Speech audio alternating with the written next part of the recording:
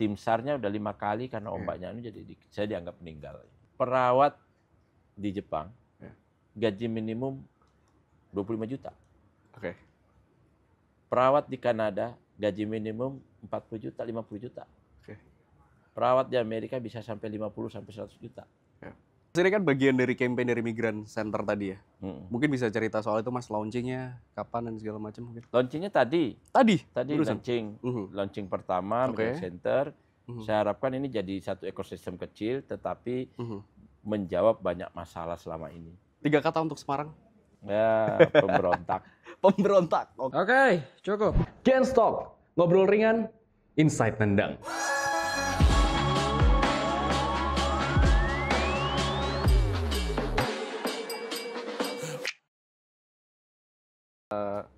Pengen ngobrol banyak sama Bapak. Boleh. So, manggilnya Mas aja lah ya, biar Ya, Mas aja, Mas. Mas aja ya. Mas Ini aja. udah rolling nih.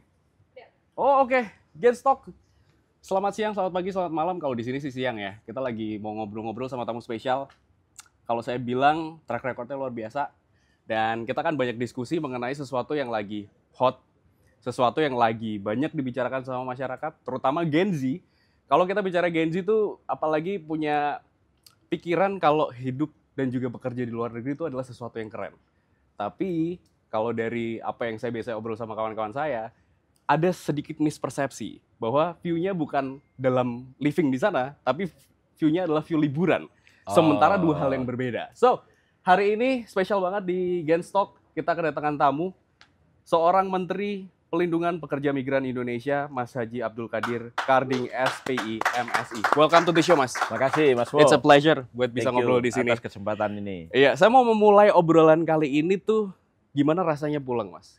Karena saya pikir kuliah di Undip, terus pernah menjabat menjadi DPR di Jawa Tengah. Saya kira ikatan dengan Semarang tuh kuat. Iya, Sekuat apa, Mas? Dan apa yang dikangenin dari Semarang? Kuat. Semarang ini tempat kedua saya ya. Oke. Artinya memang saya lahir tidak di Semarang, Oke. tetapi secara emosional harus saya akui Semarang, Undip itu sangat kuat.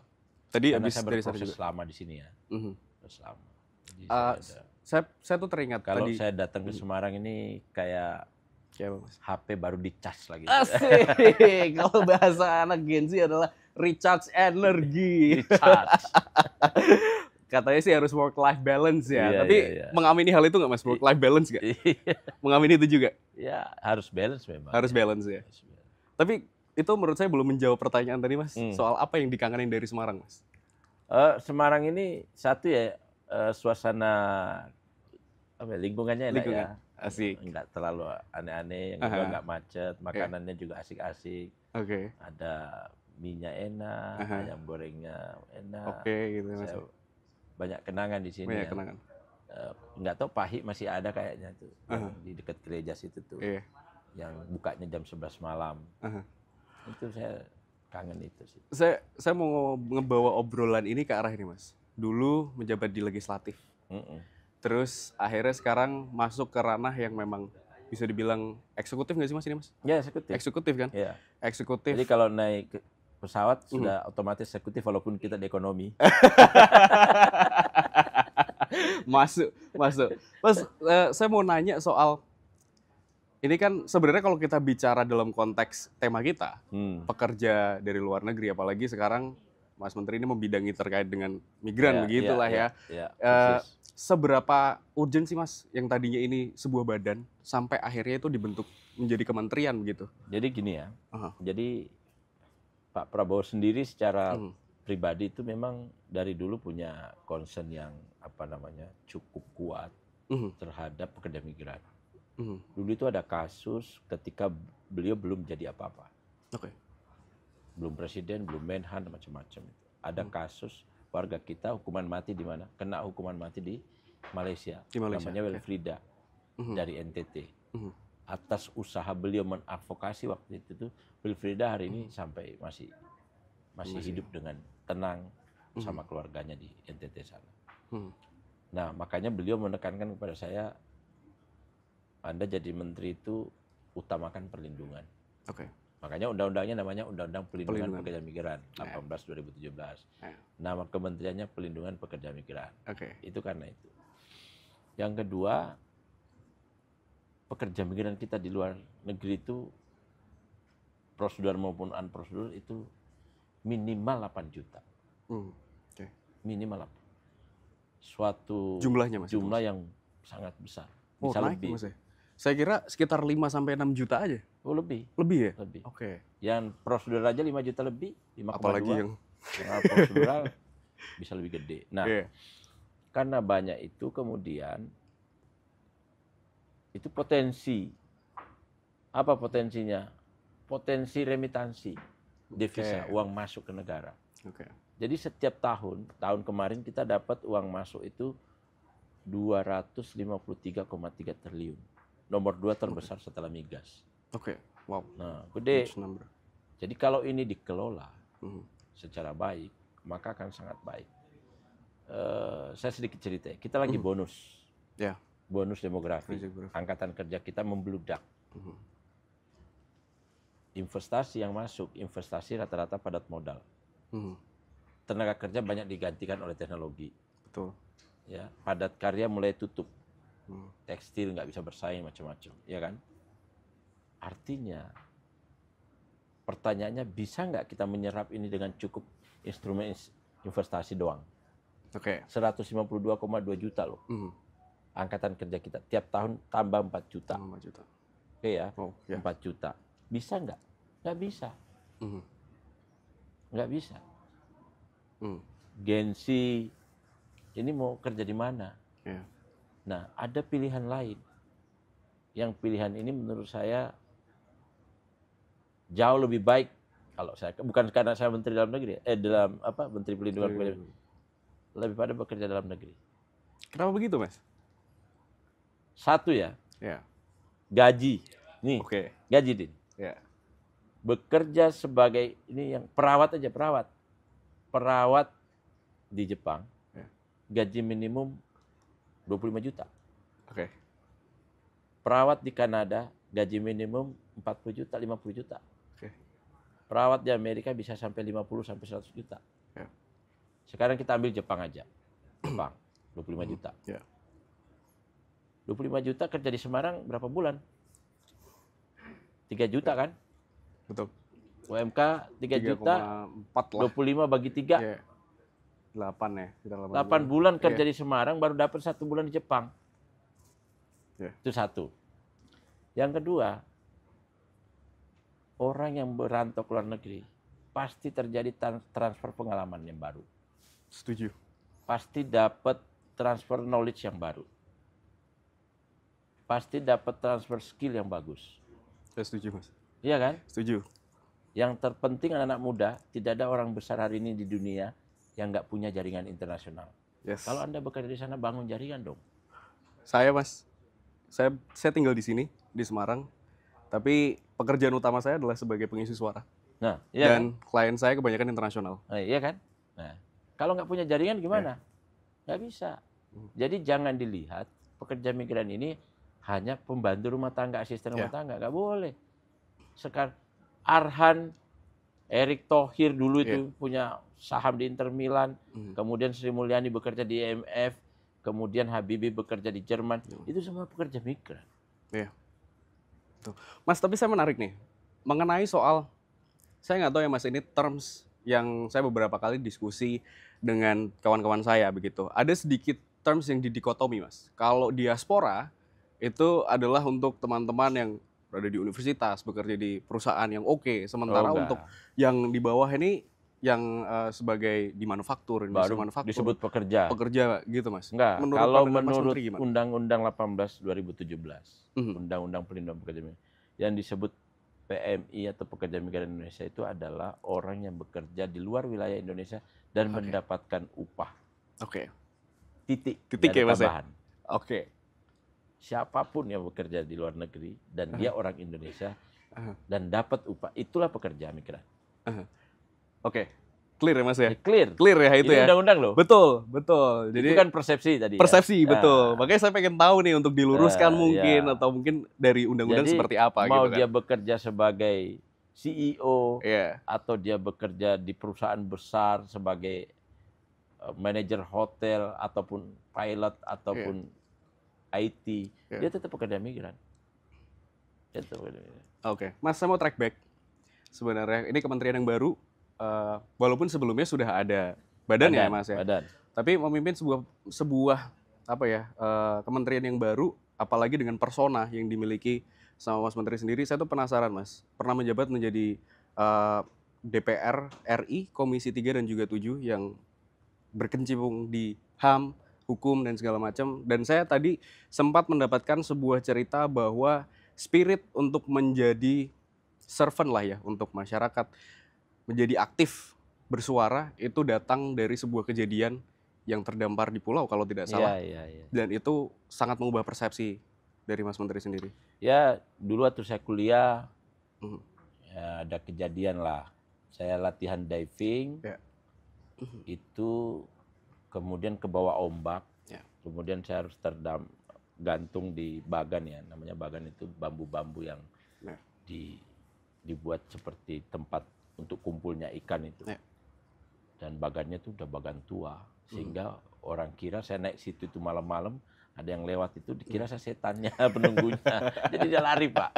Dan waktu itu kejadiannya seru, karena sudah di tim SAR-nya udah 5 kali karena ombaknya ini jadi saya dianggap meninggal. Intinya udah dianggap meninggal. Makanya waktu pagi-pagi ada menemukan saya itu di situ, kemudian dibawa ke pantai itu, saya lalu sudah disiapkan peti mati oleh Polres. Nah, saya mulai agak tergugah itu, ya memang waktu itu saya sudah mulai aktivis ya. Tapi lebih tergugah itu gara-gara Polresnya itu memaksa saya ngaku tidak tenggelam. Memaksa saya cuma ngelencet. Nah itu saya nggak mau tuh. Nah situlah benih-benih perlawanan itu muncul. Hadir ya Mas? Hadir. Walaupun sebelumnya saya sudah aktif. Sudah aktif. Oke.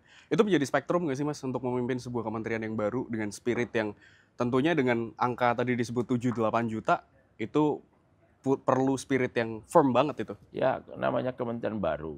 Satu itu memang kita harus kerja keras. Semuanya semua serba terbatas ya. Belum dikenal, itu kan problem. Zaman sekarang kalau nggak dikenal problem.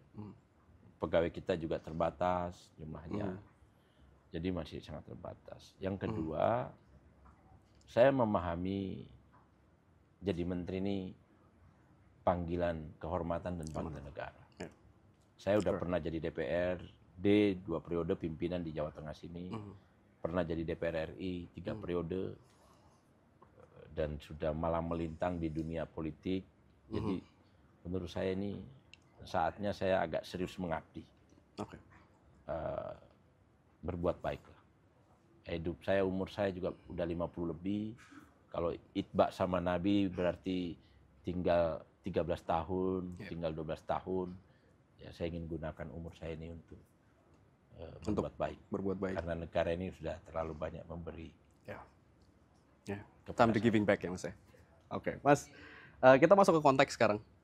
Di mana seperti Mas tadi melihat bahwa ini adalah ada sebuah peluang baru yang bisa menjadi devisa bagi negara, bagi masyarakat ini untuk bisa mendapatkan salary yang luar biasa begitu.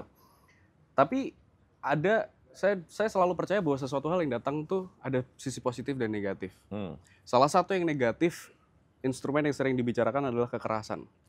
Dan selaras juga dari beberapa hal yang saya research, bahwa salah satu hal yang menjadi problem utama adalah human trafficking dan juga kekerasan. Penyebab utamanya apa sih Mas, kekerasannya Mas? Saya 8 bulan ya, hampir 9 bulan jadi menteri ini. Saya cek apa sih masalahnya, akar masalahnya. Akar masalahnya ternyata karena orang berangkat secara non prosedural, ilegal. 95-97%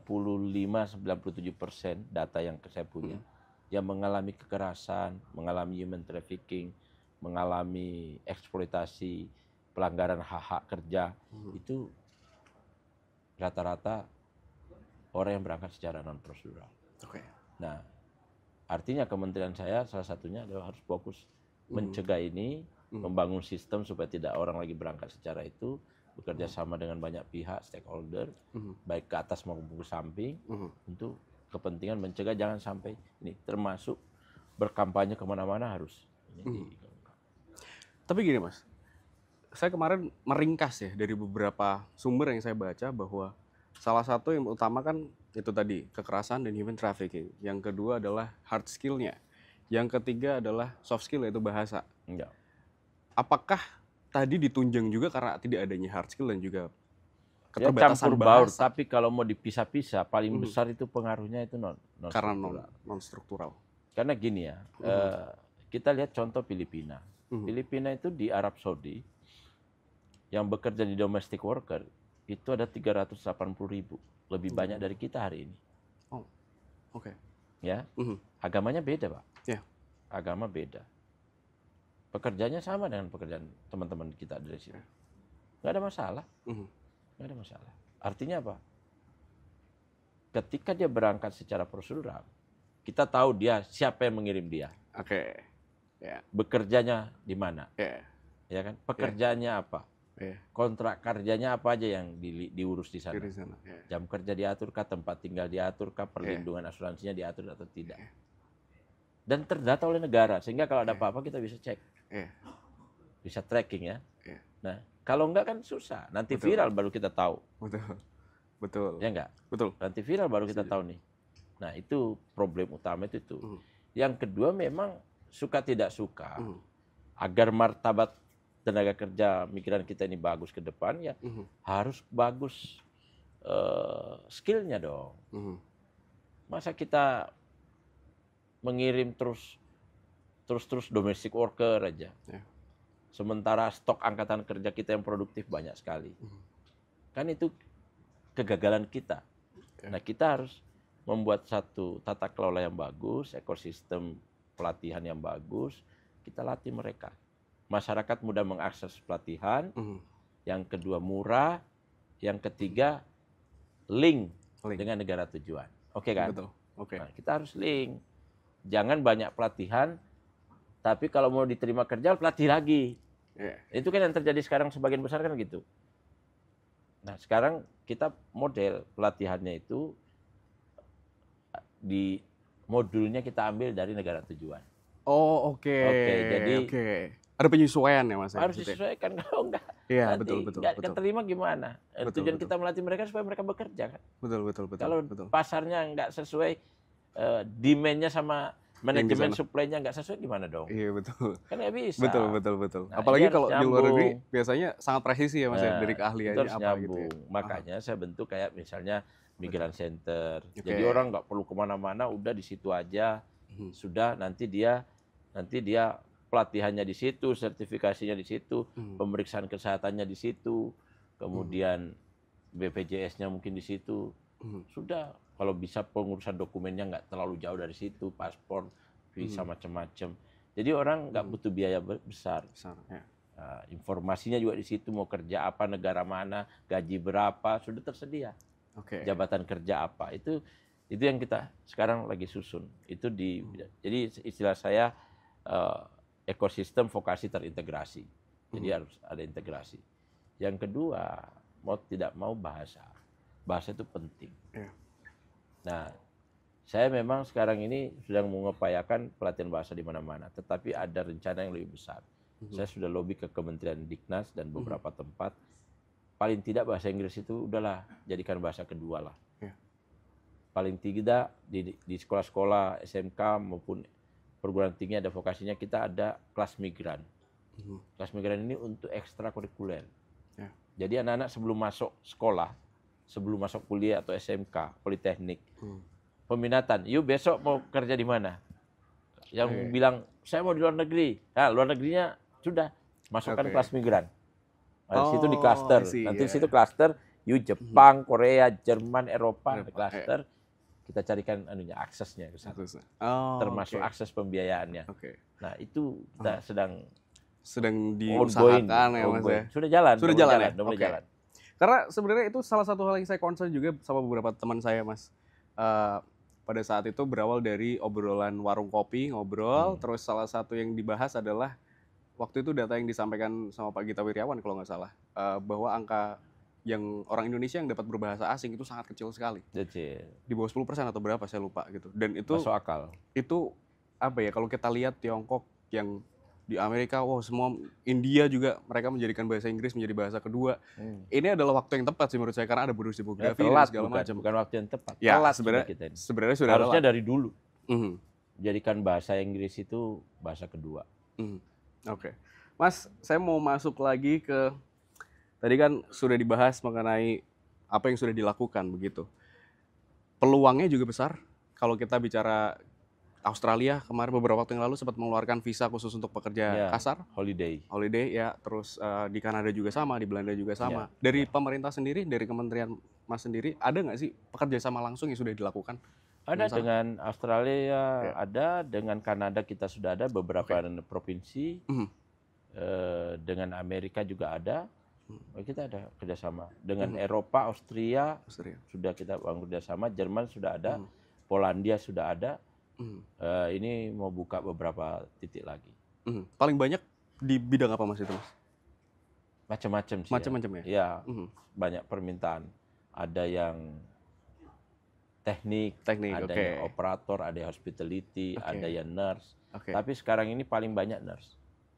Ya, saya dengar juga di Jerman ya Mas ya? Iya, ada yang pramugari, ada yang pilot.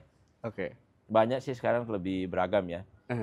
Cuma kalau nurse sekarang Jepang, Jerman itu memang butuh banyak. Karena mereka lagi aging ya. Aging artinya orang tuanya jadi lebih banyak, anak mudanya tidak banyak mau kawin tapi tidak mau punya anak, nggak mau ribet. Jadi mereka butuh untuk perawat orang tua, perawat rumah itu mereka butuh banyak, ratusan ribu. Jepang tuh, dan gajinya gila, 25 juta. Iya. Jadi artinya kita tinggal siapkan anak-anak SMK kita, perawat-perawat itu ya. Terus siapkan bahasa udah selesai semua. Bisa langsung dipekerjakan di luar negeri ya Mas ya, gitu ya. Saya tuh percaya gini Mas, semakin banyak orang Indonesia yang keluar negeri akan semakin terdengar nama Indonesia. Karena beberapa ketika saya diskusi sama klien saya, ditanya Indonesia nggak tahu, begitu Bali tahu Mas. Iya. Ya kan gini lah, proyek jangka panjang kalau istilah saya ini. Iya. Orang-orang Tionghoa, orang Cina itu dikenal Cinanya karena bukan Cinanya, karena banyak orang Cina merantau di semua negara. Betul. Orang India juga begitu, bahkan ada yang jadi perdana menteri dulu, ya kan di Inggris itu kan. Nah, saya pengennya dengan kita terus mengirim yang skill ini, lama-lama nilai-nilai Indonesia, nilai-nilai Asia yang servernya bagus itu akan dikenal di global. Jaringan internasionalnya terbangun.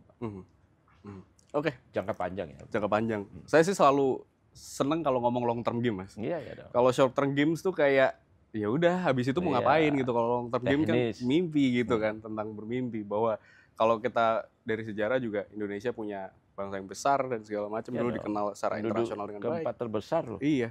Masa kita nggak bisa menguasai dunia? Bisa, harusnya bisa ya Mas. Mas saya mau masuk ke konteks Gen Z. Ini saya mau ngomongin soal, boleh kasih 3 kata secara spontan aja Mas. Dari ada beberapa pertanyaan. Yang pertama 3 kata untuk menggambarkan masa muda dari Mas Menteri.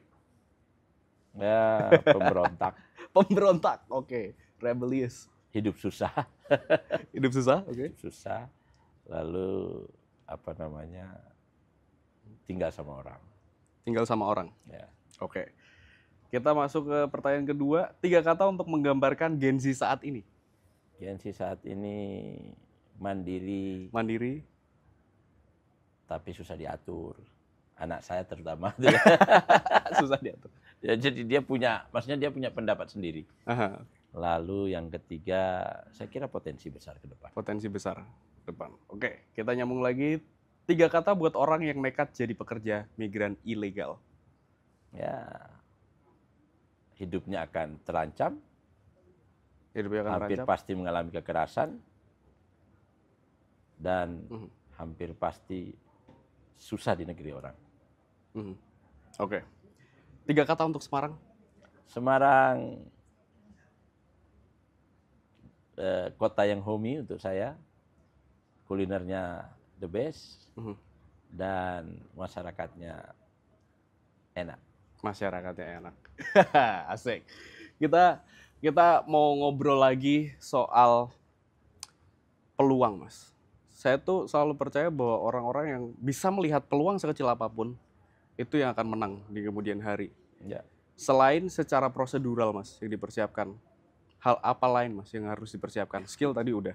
Mungkin terus secara regulasi udah. Mental ya, Mas ya? Mental itu penting. Jadi banyak anak-anak kita ini, maaf ya gengsi, itu mentalnya itu ya pasti beda dengan kita. Kalau kita ini dulu tekanannya gede ya, tekanannya gede. Saya selalu bilang sama anak saya, kamu sekarang enak, mobil ada, ya, handphone sudah gampang. Dulu kita kirim, orang tua kirim uang aja susah. Lewat apa? Lewat wesel. Nah, jadi apa istilahnya, mentalnya harus bagus. Nah, mental ini harus dilatih, sehingga tidak mudah. Misalnya baru ditelepon pacarnya jadi balik. Wah, ini saya mencintaimu, cinta mati, terus ya masa kamu rela meninggalkan saya untuk bekerja, nah, kan kayak gitu-gitu. Nah, padahal kalau cinta tanpa kerja ya mau makan apa ya, Mas? Makan apa? Makan cinta nggak mungkin. Iya, betul. Kan? Ini contoh aja ya. Betul. Saya ngambil contoh ekstrim biar agak ini. Jadi mental itu paling penting. Yang kedua, harus memahami negara yang dituju itu budayanya seperti apa, supaya tidak ada konflik culture ya, apa namanya. Nah, culture shock ya, Mas ya. Culture shocknya nggak terjadi.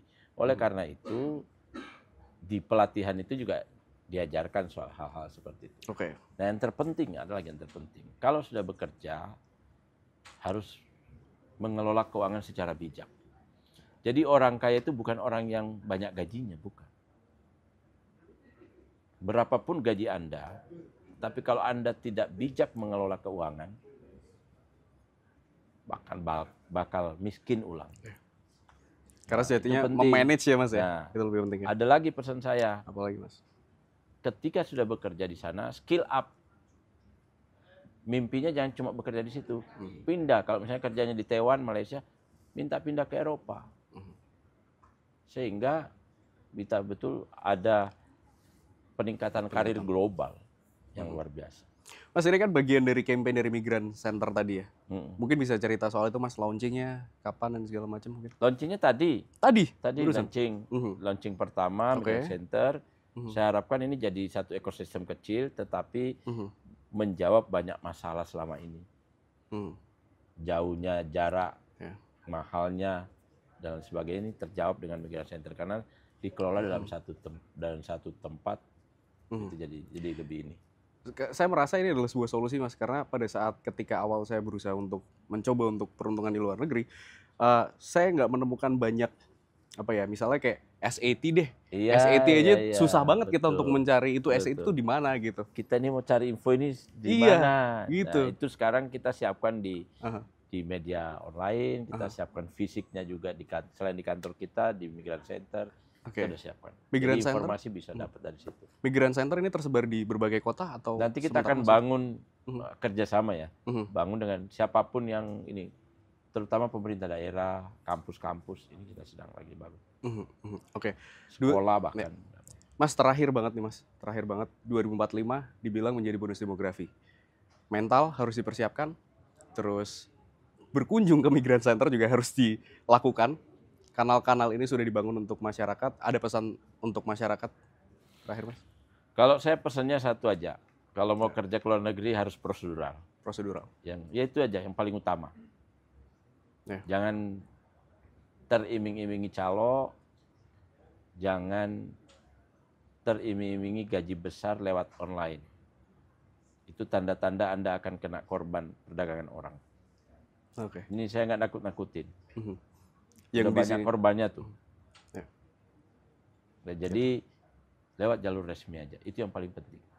Selain tadi skill, bahasa dan seterusnya, poin pentingnya itu ya, Mas, harus legal ya, dari legal, apalagi yang dijamin negara. udah pasti aman dong. Gitu. Everybody boleh kasih tepuk tangan untuk Menteri Perlindungan Pekerja Migran Indonesia Haji Abdul Qadir Karding SPI MSI. It's a pleasure Mas. Thank you so much untuk berbicara di sini. Sukses ya. Iya.